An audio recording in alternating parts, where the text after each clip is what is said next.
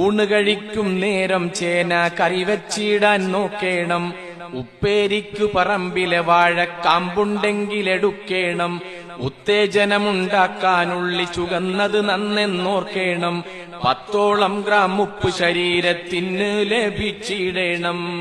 പഞ്ചസാര ലഭിക്കും പാരം വിശപ്പകറ്റും കപ്പ കിഴങ്ങും മരച്ചീനി വീലാത്തിക്കൂവ നാടൻ കൂവപ്പൊടിയും നന്ന് ക്ഷീണത്തിന് കൊടുക്കാറുണ്ട്. പച്ചക്കറിയൊരു മെച്ചപ്പെട്ട ആഹാരം തന്നെ തടിക്കു. പച്ച കഴിച്ചാലും ഗുണമേകും മേനിക്ക്.